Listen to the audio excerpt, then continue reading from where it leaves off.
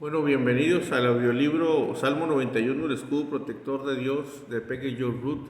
Esta es la tercera parte del video del audiolibro y en esta parte vamos a iniciar con el primer capítulo. Y disculpen un poco la posición de la cámara, ¿no? Y como estoy porque mis lentes tienen aumento abajo y ocupo estar de esta manera para poder leer bien, ¿verdad? Bueno, empezamos el primer capítulo. Número 1. ¿Dónde está mi morada? Abajo dice: el que habita el abrigo del Altísimo morará bajo la sombra del Omnipotente. Salmo 91:1. ¿Ha estado alguna vez dentro de una cabaña con un fuego bien caliente en la chimenea, disfrutando de un maravilloso sentimiento de seguridad, a la vez que observa una enorme tormenta eléctrica en el exterior? Es una cálida y maravillosa sensación, sabiendo que está cobijado y protegido de la tormenta. De eso trata el Salmo 91, refugio. Estoy segura de que puede pensar en algo que represente seguridad para usted personalmente.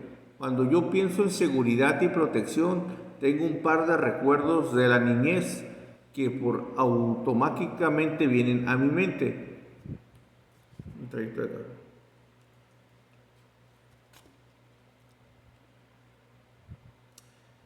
Mi papá era un hombre grande y musculoso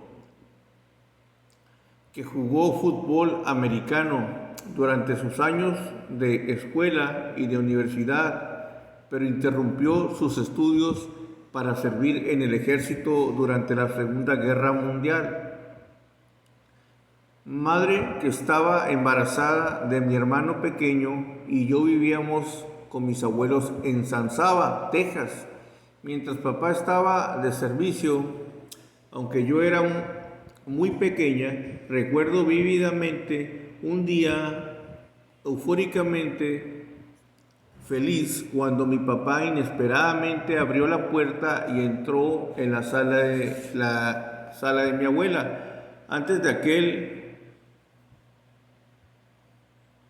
importante día, yo había estado atormentada de temores porque algunos niños vecinos nuestros me habían dicho que nunca volvería a ver a mi papá.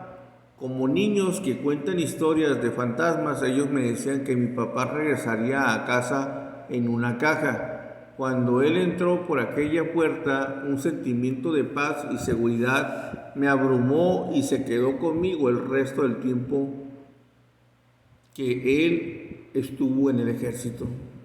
Ya había pasado el momento de que mi hermanito naciese y descubrí cuando fui más mayor que la unidad militar de papá en aquel momento estaba siendo trasladada por el tren desde Long Beach, California a Virginia Beach, Virginia. El tren pasaba por Fort Worth, Texas, de camino a Virginia, así que mi papá fue desde Fort Worth hasta San Saba con la esperanza de ver a su nuevo hijo. Entonces hizo autostop hasta agarrar el tren poco antes que llegue a Virginia Beach. El recuerdo de su entrada en aquella habitación aún produce un sentimiento de tranquilidad, calma en mi alma. De hecho, ese incidente preparó el escenario para que más adelante buscase la seguridad de la presencia de un Padre Celestial podría proporcionar. Sabía que hay un lugar en Dios, un lugar secreto para quienes buscan refugio. Es un lugar literal de seguridad física del que Dios nos habla en el Salmo 91. Habitar al abrigo del Altísimo es la manera de enseñar fe del Antiguo Testamento. Esto nos da la ilustración de más intensa de la esencia misma de una relación personal con Dios.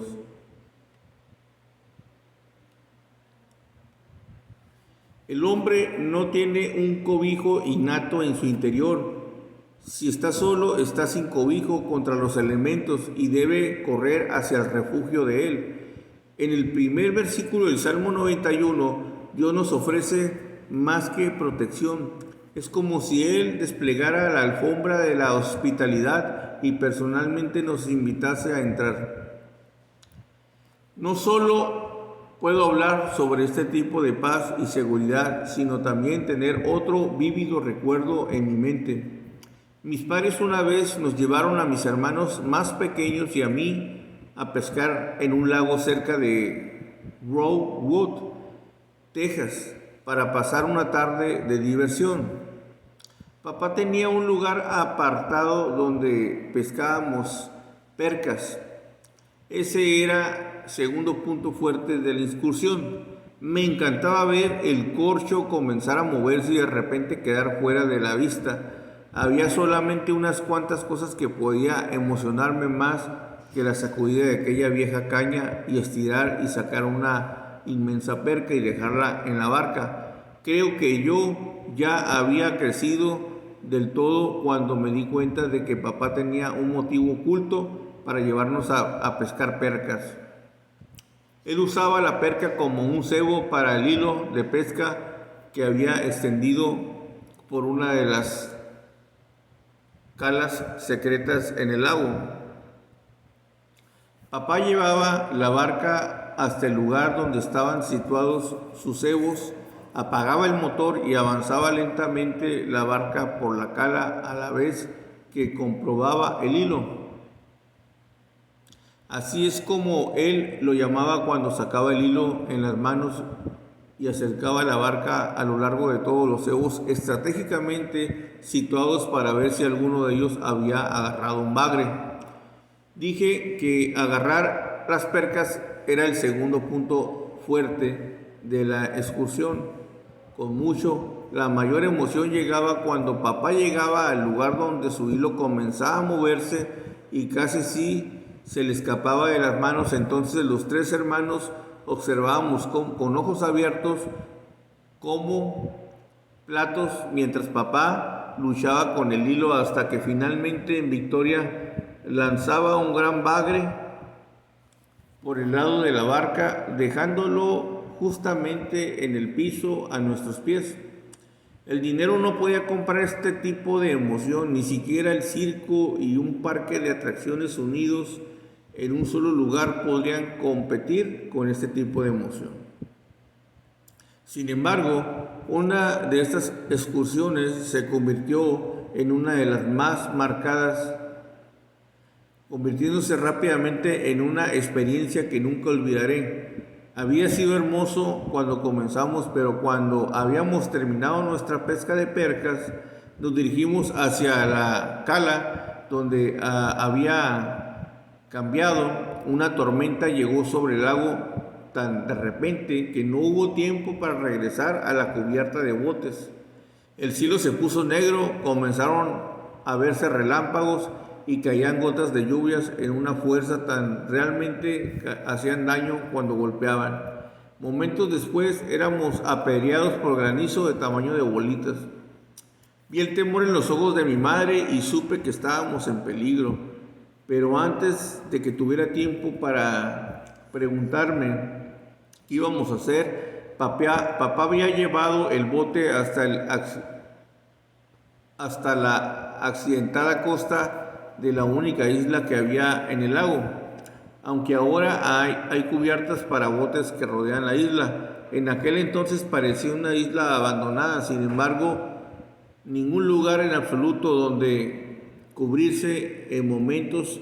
Papá nos hizo salir a todos de la barca y ordenó que nosotros tres nos tumbásemos al lado de nuestra madre en el suelo, y enseguida él sacó una lona alquitranada que había en el fondo del bote, se arrodilló en el suelo y lanzó la lona por encima de los cinco. Aquella tormenta continuó arreciando fuera de la tienda hecha a mano que él había construido sobre nosotros. La lluvia caía, había relámpagos, truenos. Sin embargo, yo no podía pensar en ninguna otra cosa, sino cómo se sentía tener los brazos de mi papá rodeándonos. Había cierta calma bajo la protección del escudo que mi padre había proporcionado, que es difícil de explicar ahora. De hecho, yo nunca me había sentido tan segura en toda mi vida. Recuerdo pensar que desearía que la tormenta durase para siempre. No quería que ninguna otra cosa estropease la maravillosa seguridad que yo sentí aquel día en nuestro lugar de refugio secreto. Al sentir los brazos protectores de mi padre alrededor de mí, no quería que ese momento terminase nunca. Aunque nunca he olvidado aquella experiencia, en la actualidad ha adoptado un nuevo significado. Al igual que papá puso una lona sobre nosotros para protegernos de la tormenta, nuestro Padre Celestial tiene un lugar secreto en los brazos que nos protege de las tormentas que arrecian en el mundo que nos rodea. Este lugar secreto, literal, pero también es condicional. En el versículo 1 del Salmo 91, Dios enumera nuestra parte de la condición antes de que siquiera mencione las promesas incluidas. En la parte de él se debe a que nuestra parte tiene que venir primero para morar bajo la sombra del Omnipotente. Primero debemos escoger habitar al abrigo del Altísimo. La pregunta es, ¿cómo habitamos en la seguridad y el abrigo del Altísimo? Es algo más que una experiencia intelectual. Este versículo habla de un lugar de habitación en el cual podemos estar físicamente protegidos si acudimos a Él. Puede que crea profundamente que Dios es su refugio. Puede dar asentamiento mental a ello en su tiempo de oración. Puede enseñar lecciones de escuela dominical sobre este concepto de refugio. Hasta puede que sienta un cálido sentimiento cada vez que piensa en ello. Pero a menos que haga algo respecto, a menos que realmente se levante y corra al refugio, nunca lo va a experimentar.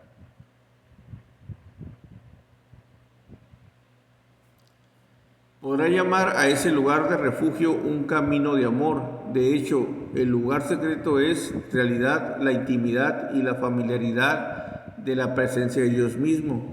Cuando nuestros nietos Cullen de 10 años y Mary de 7 se quedan a pasar la noche con nosotros, en el momento en que terminamos el desayuno, cada uno de ellos corre a su propio lugar secreto para pasar algún tiempo hablando con Dios. Cullen encuentra un lugar detrás del sofá en el estudio. Merritt se dirige detrás de la mesilla del rincón de nuestro dormitorio. Esos lugares han llegado a ser muy especiales para ellos. ¿Dónde está entonces el lugar secreto? También usted necesita la seguridad y este refugio de su lugar secreto, el Altísimo. Esa fue la segunda, esta fue la primer capítulo del libro.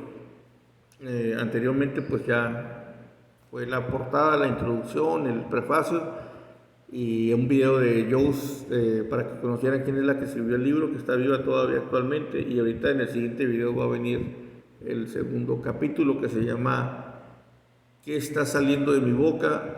Y que va a ella a explicar el versículo 91:2. Diré yo a Jehová, esperanza mía, castillo mío, mi Dios en quien confío. Y dice el autor ahorita al final de lo que leí que sus nietos, cuando están en su casa y terminan de desayunar, los niños se van a un lugar donde ellos hablan con Dios. Entonces dice, ¿cuál es tu lugar donde tú elegiste comunicarte con Dios? Yo les voy a poner el lugar donde yo, en la casa de mis papás, yo oro, yo busco de Dios, y me gusta mucho ese lugar porque ahí yo he buscado y he orado a Dios que bendiga mi vida en ese lugar de la casa. Ese es mi lugar preferido. Bueno, este es el lugar de la casa que a mí más me gusta. A un lado está el comedor y acá están unos sillones. Ese es el lugar